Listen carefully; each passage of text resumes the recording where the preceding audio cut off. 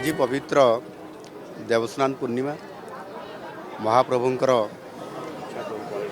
जो स्नान पूर्णिमार अवसर रे प्रभुंक निकट रे दर्शन करिवार जो अभिप्राय था ताहा पूर्ण होईछि एवं प्रभुंक निकट रे सारा ओडिशावासींकर तथा सारा जगतर कल्याण पाई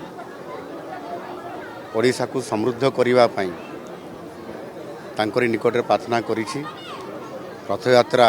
किबड़ी भाव में सुरुखुरु सुचारू रूपे संपन्न होबो एवं ता सहित ओडिशा को समृद्ध करिवा पाई आ सेति पाई प्रभु को निकट रे प्रार्थना करछि।